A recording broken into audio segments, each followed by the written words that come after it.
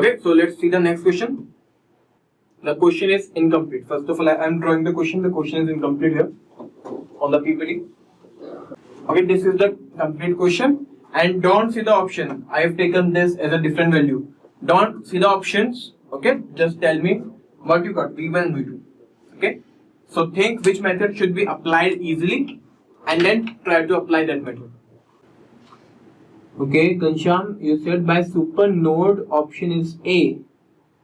How can you apply the super node? Is there any voltage source here? Because for super node there must be a voltage source between two nodes, but I cannot see any voltage source. Okay, binodal. Okay, fine. Okay, let's see binodal can apply it or not. So first of all, I told you we will follow the hierarchy: nodal, mesh, super mesh, super node. So can we solve this question using nodal? Yes, we can solve this question using nodal. Why? Because voltage source is not present anywhere.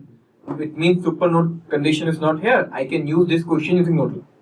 So if I know I can solve this question using nodal, I will solve that question using nodal analysis. So one point is clear here, that we can solve this question using nodal. But now I will talk about the different points here to clarify more doubts. Now first point, can we apply super source transformation here? Can we apply source transformation here? Yes or no? Can we apply source transformation here? No, we cannot apply source transformation here. The reason is, if you apply source transformation between this and this, let us suppose you are applying source transformation between this one and this one. So you are changing this source into a voltage source. If you are changing this source into a voltage source, then V1 is actually the voltage across current source. So if you have to find out the V1, so V1 is actually the voltage across current source, but when you change it, it will become voltage source. So the existence of V1 will lost. So you cannot apply source transformation here. Similarly, you cannot apply source transformation here and here. Again, this branch is depending branch. So for source transformation, always remember the branch and the current source must be independent. Nothing should be depending on those branches. For example, V1 is depending on that, or I is depending on that. They must be independent. So the first point, we cannot apply source transformation here. Okay. Now, second point I discuss. How many nodes are present here? Tell me. How many nodes are present here? So first point is clear. We cannot apply source transformation here. And whenever you see that we can apply the source transformation, apply it. Though 2. Number of nodes present here is 2. Correct. And the number of nodes present here 2. I am naming the node. Nodes here, it is A, it is B, and I am taking this node as a 0 volt. I am taking this node as a 0 volt. Okay. It means A, and this whole must be a one node, which means this whole node is actually a one node whose name is A. Okay. Now I will apply the nodal analysis here. So let us suppose current I, it is showing that I is flowing in this direction. I1 is flowing in this. I am assuming I2 is flowing in this. And I3 is flowing in this. So I can write at A, I1 plus I2 plus I3 plus I4 equal to 0. Okay. So you can see, how can I write the equation of I1? What will be the equation of I1? Tell me. Correct. -5. Why? Current source is present. Magnitude will be same, but direction is different. Here it will be -5 plus capital. I have lost the capital I guess. Okay. Capital I. I2 and I3. So capital I, equation of capital I is what? This voltage, it must be, let's suppose I am taking this voltage as V. So V minus 0 divided by 4, capital I. I2 will be again V by 4. Okay. Now I3, you can see again this is a voltage source, right? This is nothing but a, this is a current source, right?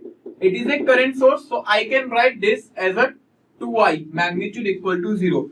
Now one more thing, one more point I want to discuss here. See, in this branch, voltage across this is V1. It means there is only one element present. it means for whole this branch, for whole branch the voltage will be V1. So I can say that at point A, what will be the voltage? It is 0 volt, whole is V1, so here the voltage will be V1. Okay. What does I have given? Ghanshyam, what you are saying? Yes, the voltage, this is a voltage, this is a current control current source, not a voltage control current source. Ghanshyam, this is a current control current source, okay? See, voltage V1 is across this branch, this whole branch, which means V1 is also across this, V1 is also across this, so I can say voltage at A is V1, okay? So actually, we should take V1 at respect to A. This is V1, this is V1. Okay, got it?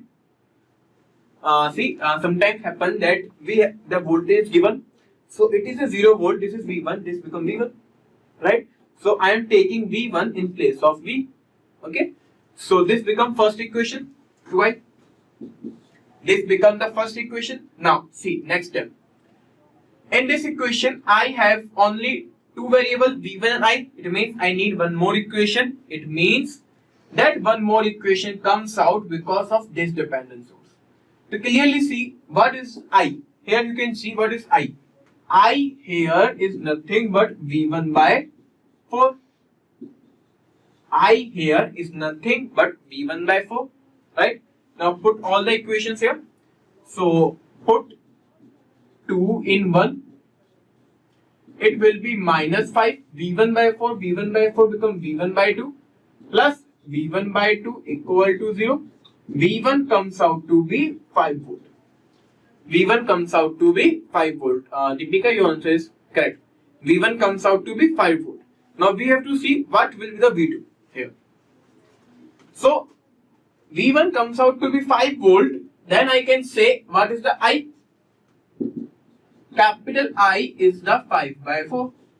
Now tell me, can we apply KVL here? In this, can we apply KVL here? Yes or no? Can we apply KVL? Yes, we can apply KVL.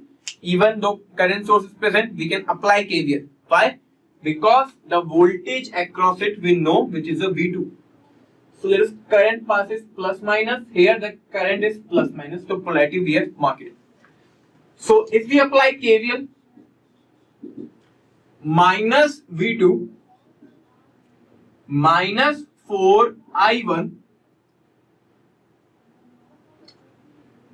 plus 4 multiplied by I equal to 0. This is the KVL equation, right? Now see, we have to find out the V2. I1 is what? I1 is nothing but equal to minus 5 ampere. So minus V2 minus 4 multiplied by minus 5 plus 4 multiplied capital I is 5 by 4. So after solving this, you will get V2 equal to 25 volt. So it means option A. Now tell me if someone has any doubt here. And I will ask some more question on this. First, tell me someone has any doubt here in this question. Question is complete. Option A is the answer. So, we have solved this question using nodal analysis. Okay, because we know the hierarchy, that first we have to check the nodal. If it is correct, don't check the other methods, apply nodal. My second question is that, can we use mesh analysis here? Nodal is the best method to solve this question, but I am asking, can we use mesh analysis here? Yes or no?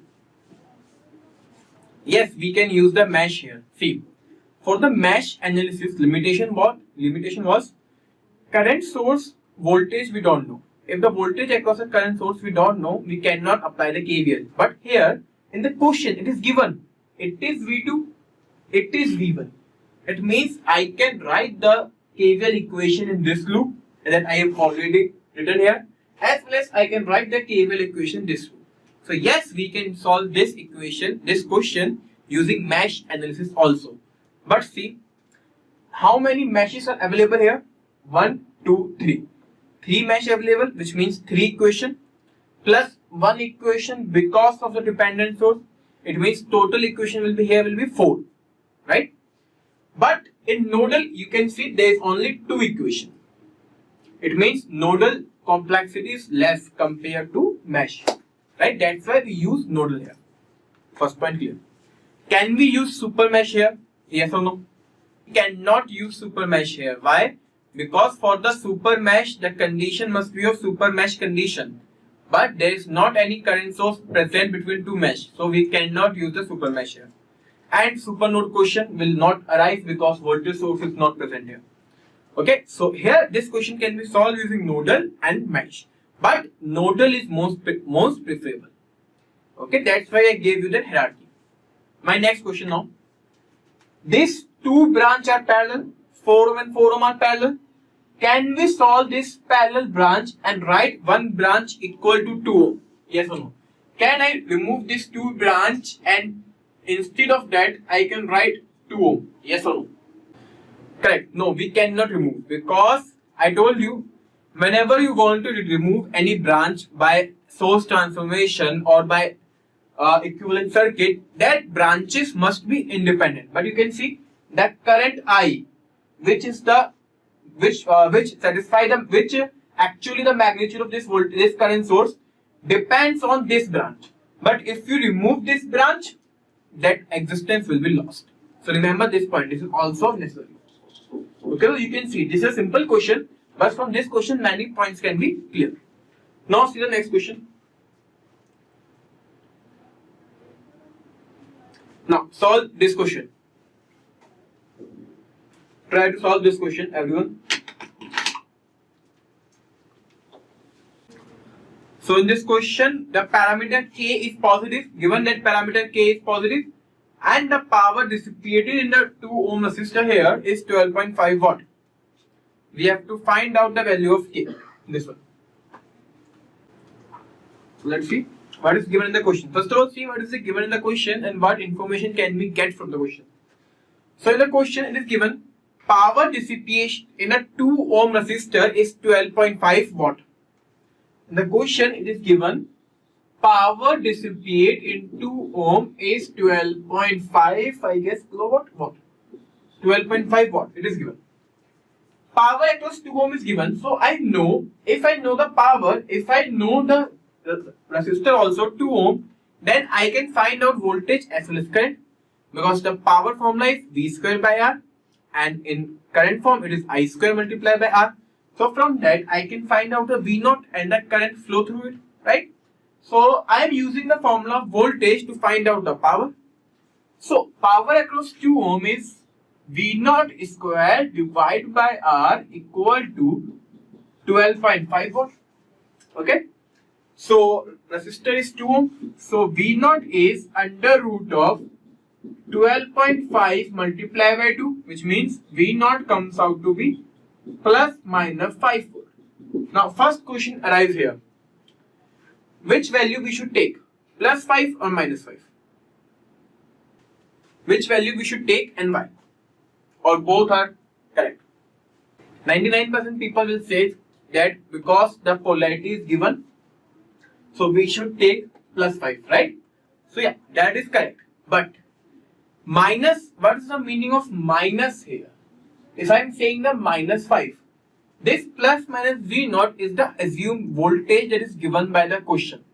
Here, minus 5 means your assumption is wrong. Actually, current isn't, actually voltage has different polarity, which means minus 5 means the polarity can be plus minus V naught. Okay, current direction is not given. It is mentioned that power absorbed is 12.5, but if you reverse the polarity, current direction will also reverse. Again, if you're taking this voltage, again power will be disappeared because for this voltage, current will be this. For this voltage, current will be this direction. So never say because the question is given this polarity, we should take plus 5. It is wrong. It is wrong method. Because whenever we assume direction, whenever we assume the polarity, that we have assumption. And after calculation, we can see if the answer come out after calculation, we can see if the answer come out in a positive sense, then we can say assumption is correct. But if the answer is negative, then we say the assumption is wrong. Okay, so here both plus 5 and minus 5 are correct. Here the both plus 5 and minus 5 are correct. We can take both value and we should take both value. But when you solve it, when you solve the whole question by using both values, you will see that from the v naught equal to minus 5, the k will be negative. But in the question, first line is given, the k is positive. That's why here we will see the plus 5, but we cannot judge here. We cannot decide here plus 5 or minus 5. We have to solve the equation using both values. But when you solve it using this, the k will be negative. That's why I am not taking this here, because I know the k will be negative. But you don't know. In exam, you should take both values. Okay. So the voltage here, I am taking the plus 5 volt. It means if I am taking plus 5 voltage, its magnitude become 5 times of k. It become 5k, right? It become 5k. So now we should apply which method? I am applying the nodal here, because I can apply nodal here. And what we have to find out the value of k. So let us suppose this is voltage V. Okay. Here the current flow is I2. Here the current flow is I3. Here the current flow is I1. Now see one more point. I know that voltage across this 2 ohm is 5 volt. So if I know the voltage, I know the resistance, I can find out the current. So because the polarity is this plus minus, current is flowing in this direction. That current will be 5 by 2, because voltage is 5. It comes out to be 2.5, opposite to the direction of I1. So I can apply KCL. By KCL, I1 plus I2 plus I3 equal to 0. I1 is what? Minus 2.5. I2 is what? Direction is again opposite. Minus 5k. What will be the I3? I3 you can say current source is present. So plus 5 equal to 0. So 5k must be equal to 2.5. K must be equal to 2.5 divided by 5. K equal to 0.5. K comes out to be 0.5. Just check the calculation also. Calculation is correct or not? I guess calculation is correct. Yeah. K comes out to be 0.5. Okay. Any doubt here? Anyone? Solve this question. Solve the next question.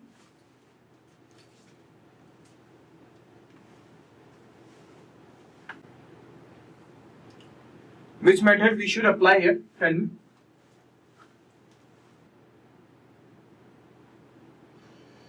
Nodal. Can we apply nodal here? For nodal, let us check, can we apply nodal or not? This is one node. Let us suppose this is 0 volt. This is node A. Here 3 branches are meet. This is node B and this is node C. Right? So see here. Between node B and C, I have one voltage source present. Only voltage source. You can see that.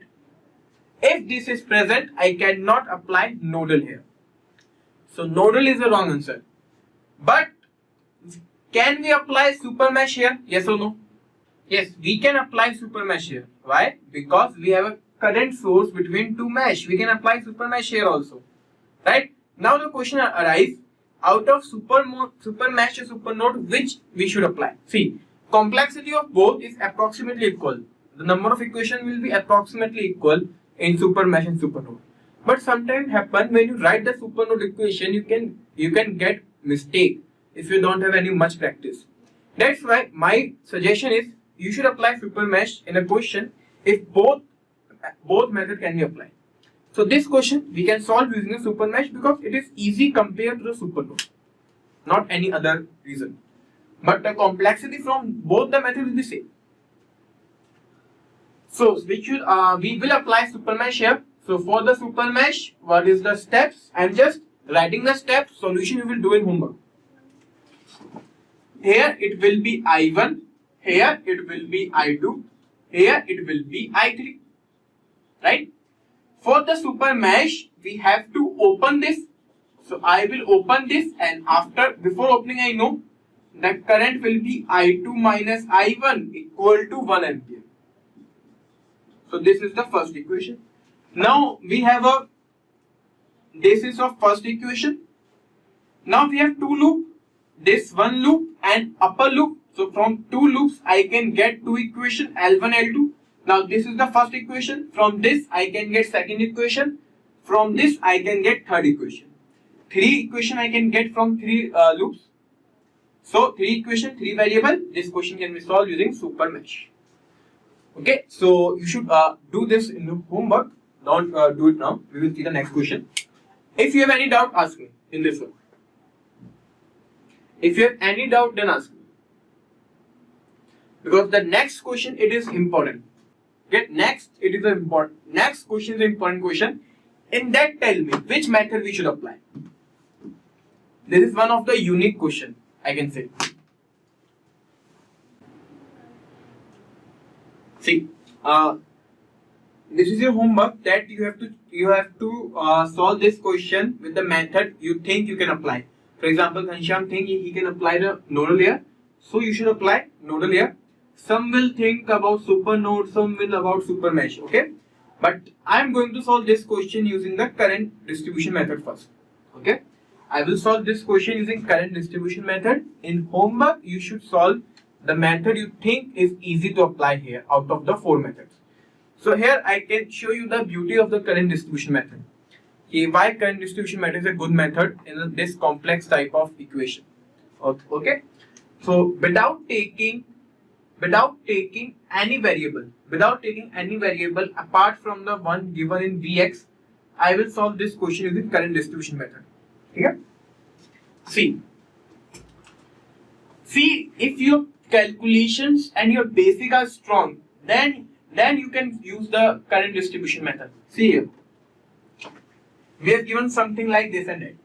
Here, across this branch, I know the voltage Vx, right? I know the resistance 20 ohm. So can I find out the current in this branch? Yes. So you can see this is plus, this is minus. Current entering in this terminal, plus minus. The equation of current will be Vx by 20. Equation of current will be Vx by 20. Now you can see 5 ampere is flowing here and 0.5 Vx is flow here. So how much current will flow here? 5 minus 0.5 Vx. This much amount of current will flow there. If this much amount of current is flow here, now this much will leave. So how much current will flow here? 5 minus 0.5 Vx, it is coming. This much is leaving. So Vx by 20. Right? This one. Okay. Now see, across 8 ohm, I have a voltage which is dependent source equal to 0.25 Vx. So I can say across this, the voltage is same, 0.25 Vx. So the current will be 0.25 Vx divided by 8. The current which flows in this direction, because plus minus, it is flowing this much amount of current. So how much amount of current will flow here? So you can see incoming current and outgoing current. How much? So 5 minus 0.5 Vx minus Vx by 20. This much amount of current is coming, right, from this, plus 0.5 Vx minus this one, 0.25 Vx by 8. So this much amount of current is leaving here. So see, don't scare from this equation all. Okay, I just told you, if your calculation is strong, you can use the current distribution method. So with current distribution method, I have distributed the current in each and every branch here without taking any variable. Vx is variable given in the question. Without taking any variable, I have taken this. Now there is only one variable, which means I only require one equation. So for one equation, I can take any loop and apply the KVL. And with that one equation, your question will be solved. So if your calculation is strong, you know how to apply the current distribution, then you can solve this question in just 30 seconds. Otherwise, any method you can use nodal here, you can use super node here, only these two. You cannot use mesh and super mesh. So by using nodal or a super node, it will take I think 3 to 4 equations to solve it. So that will be a lengthy method. Okay. So see carefully revise this question, that how I distribute the current using KCL. Right. So now I can take any loop and apply the KCL, and then this question will be solved. So let us suppose I am taking this loop. I can apply KVL here because no current source is present here. Right? I am applying KVL here. So by KVL, how much voltage is across 10 ohm? This multiplied by I. So 5 minus 0.5 Vx minus Vx by 20 multiply by 10. Here voltage across 8 ohm is this, plus 0.25 Vx and minus Vx. This is the equation. One variable Vx. Now we can solve it. So it will become 5 minus 0.5. After solving it, I guess 50 minus 5 Vx minus Vx by 2, or I can say 0.5 Vx minus 0.75 Vx. It become 1.25 or 6.25. So you can solve this equation and find out the answer. I guess 8 volt is the right answer. I guess 8 volt, Deepika's answer is right. So just solve this equation. I will get how much? Vx equal to 50 divided by 5 plus 5.5, 1.25, 6.25. Correct, 8 volt.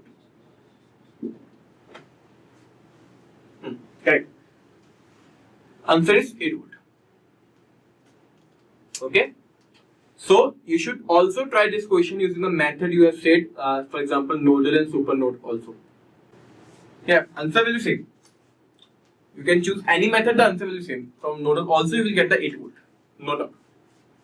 So anyone have any doubt here? In the next class, so till now we have completed our first chapter, which is the introduction to basic component and basic methodology. So till now we have completed approximately about 3 to 4 marks syllabus, 2 to 4 marks syllabus. You can get 2 mark question from here, or you can get 2 questions of 2 mark and 1 mark each. Okay, in any form. In next class we are going to start the important chapter, which is the network theorems. See, network theorems we are going to start, and we will do superposition, Thevenin's, Norton's, other theorems in our next class. So next class is very important. And one more thing, till now we have done only DC question. Okay, and next class also we will see only DC question. When we start our chapter 5, which is actually the AC analysis, in that again we are going to see each and everything that we have learned so far. In that case, I will not going to tell you any limitation or any steps and all. The steps and limitation will be same in AC also. Okay, so don't worry, we will do AC also, but first we should practice on DC. So in next class we will see the network theorem,